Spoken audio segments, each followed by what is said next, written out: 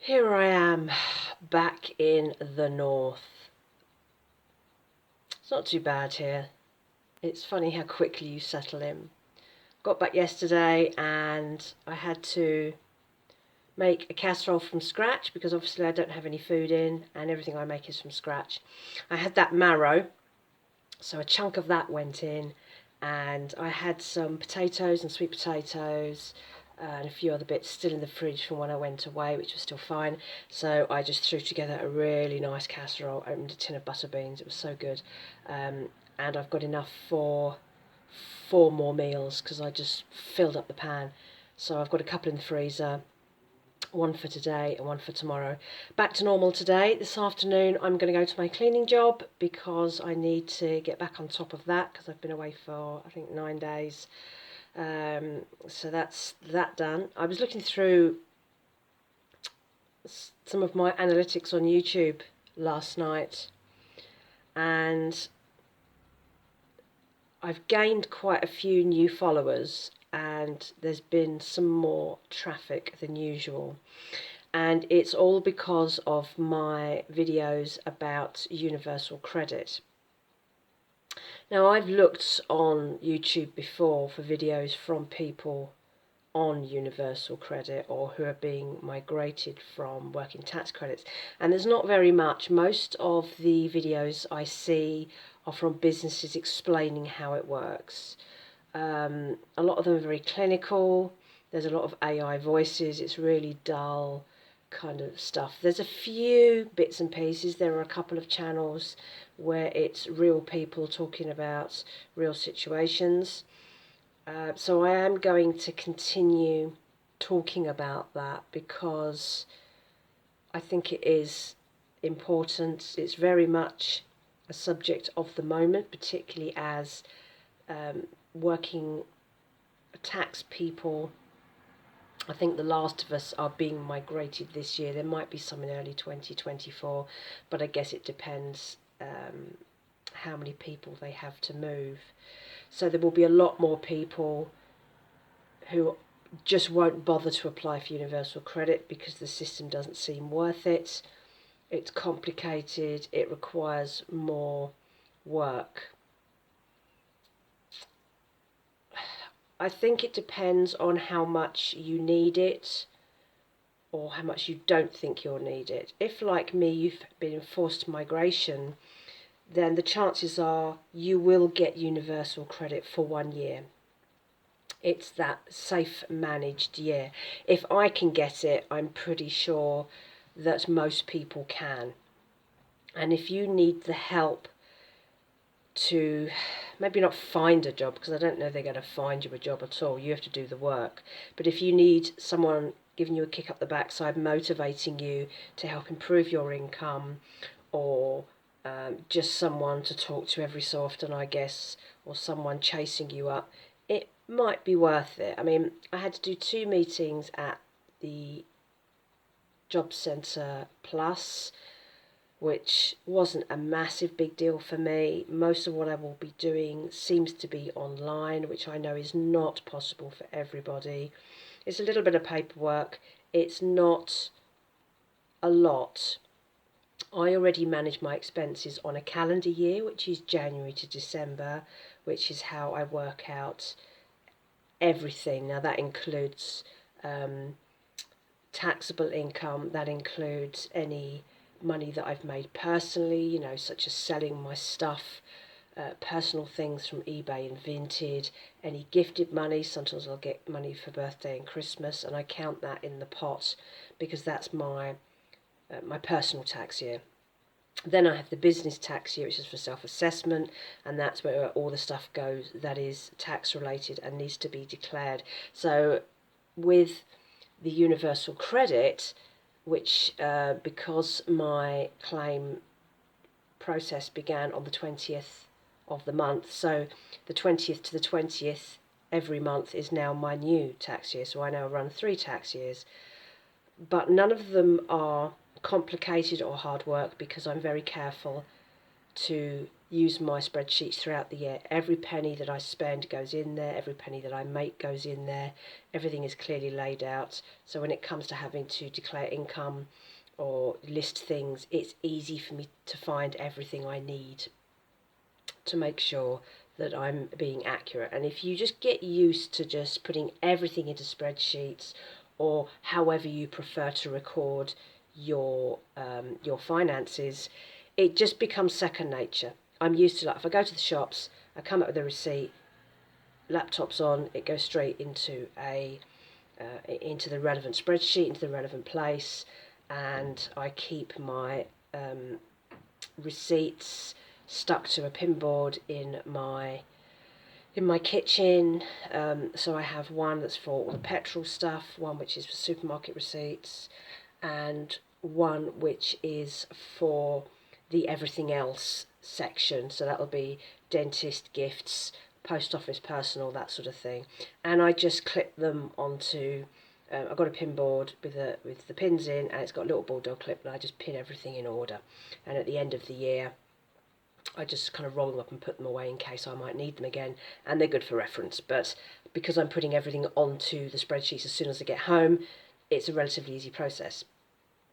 I watched a YouTube the other day about eligibility for the autumn cost of living payment, which I'm not convinced I am going to get, because although I am claiming universal credit as such, I don't know I'm going to get any actual money, because my income seems to be too much. Well, it has been this last month, obviously, because of the clinical trials work.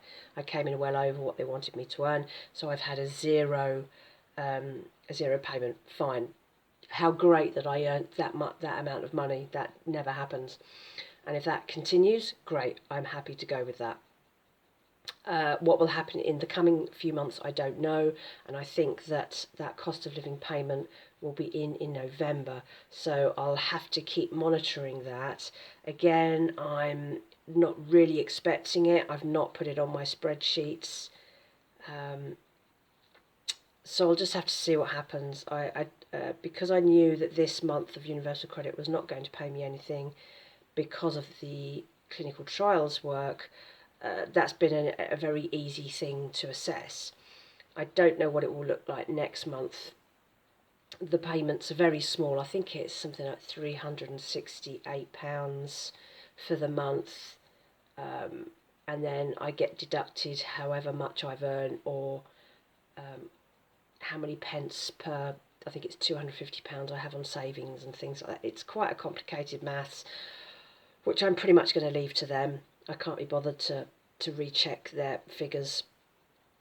But next month, which will be, I would imagine, around about the 20th of October, will be when my next submission is due to them for assessment for whether or not I will get any universal credit payment that month.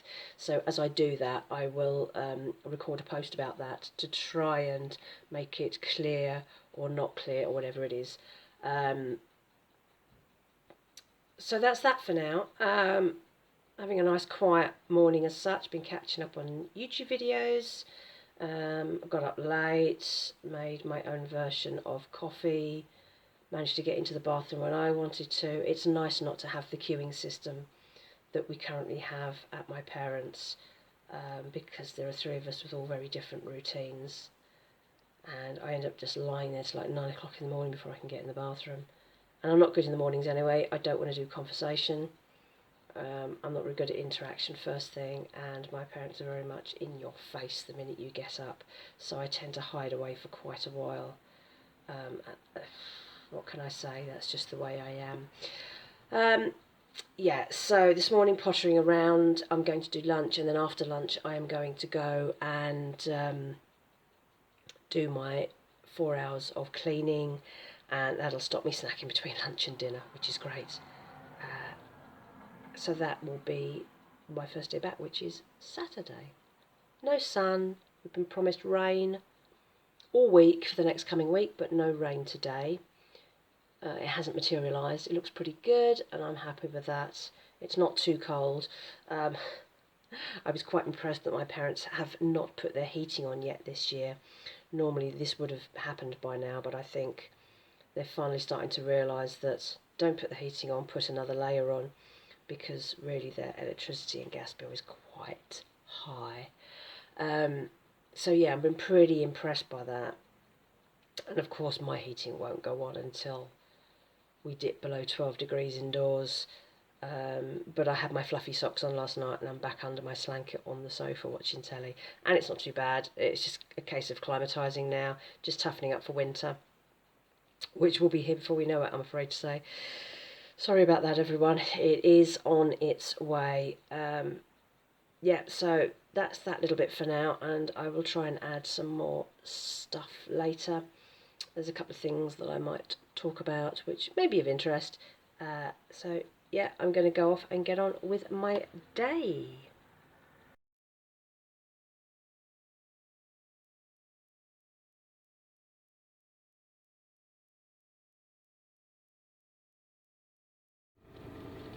Morning. Today I'm driving.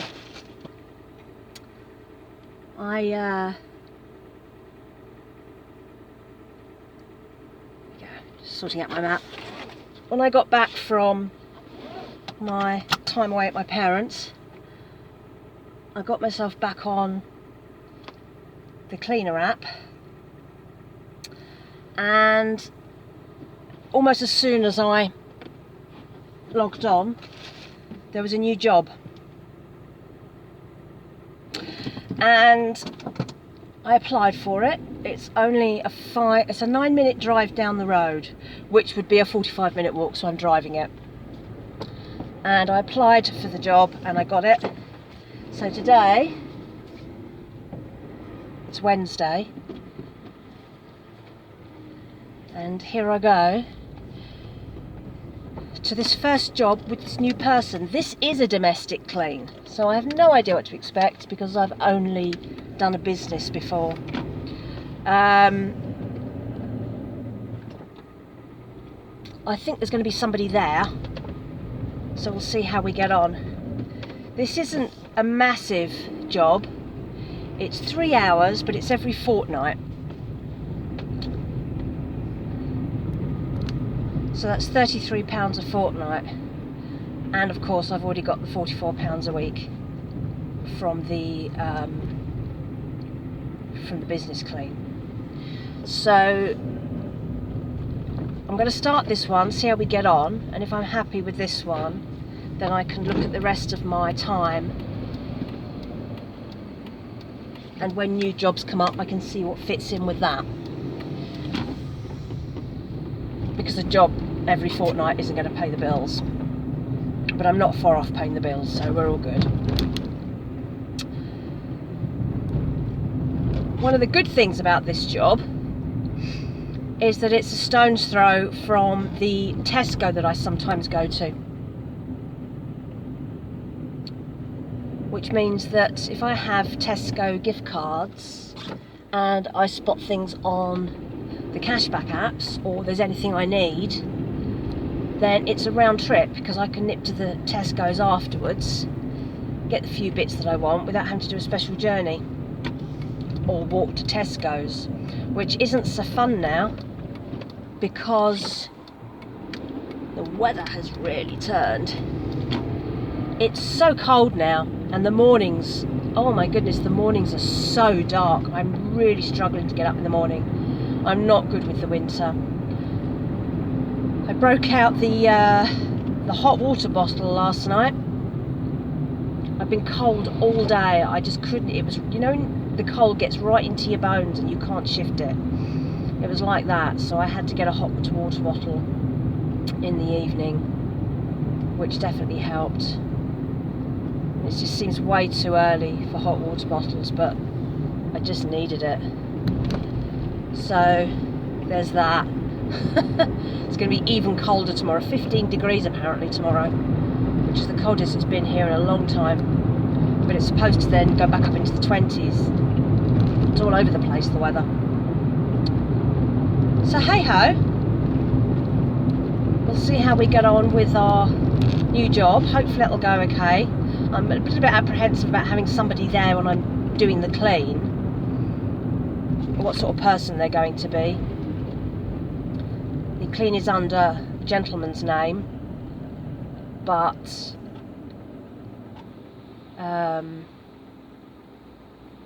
the contact number is for his daughter. So I'm not sure who's going to be there and if that's going to be a regular thing. I suspect she's organised it for him, and he's probably an elderly gentleman. I don't know. Let's see what happens when we get there. But hopefully he'll be a nice person and the house won't be crazy. I'm always worried about ending up having to clean one of these hoarder houses or something, because that'd be really hard to do. I have heard of it happening. But you can't clean a hoarder house once every 2 weeks, can you? So we'll see how we get on, and yeah, good stuff. I'll catch up afterwards, and while I'm on my little way to the Tesco's afterwards. Catch you in a bit.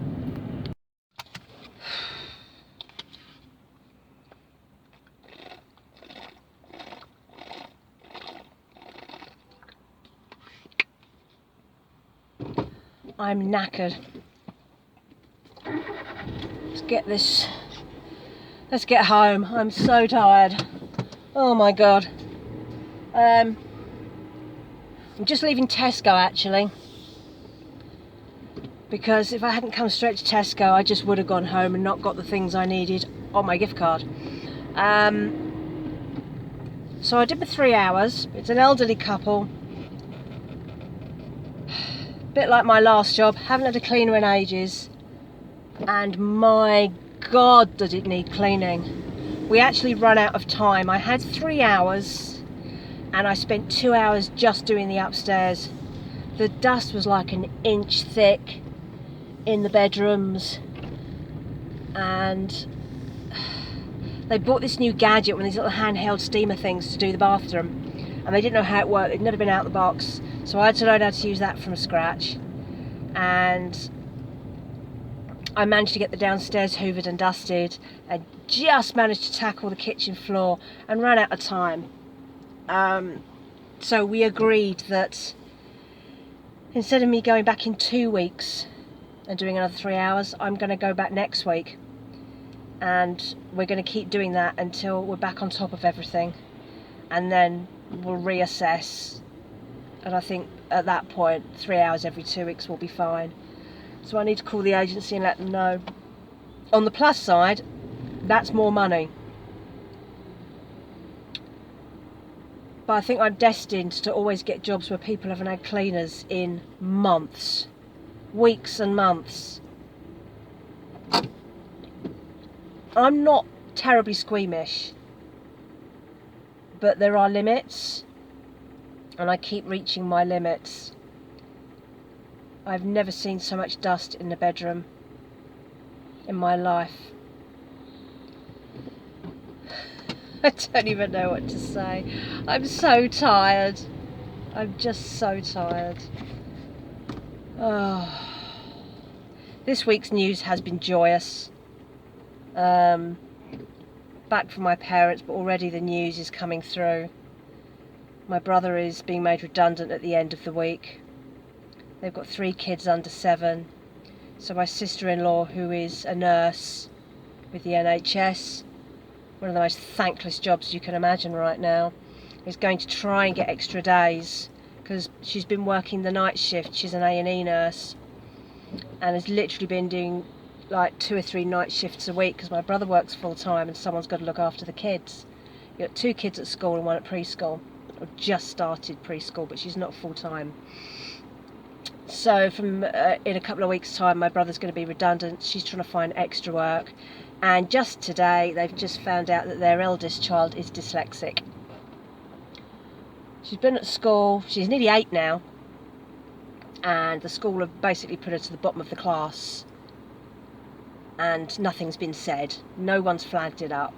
She's been having extra lessons, extra private tuition, at a cost of £30 at half an hour, and nobody has said anything. and it's only now that she's been to see a professional educational consultant that they've now decided she's dyslexic. So I want to know what's been going on at school for the last 3 years, and in the private tuition that no one has stupid woman, that nobody has flagged this up as an actual issue. Where did you want me to go then? Here? So,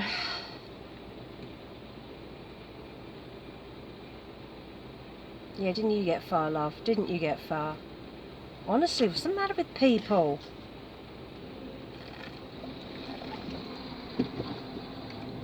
I'm going to annoy the hell out of this woman now. She's going to hate me in a big flash car.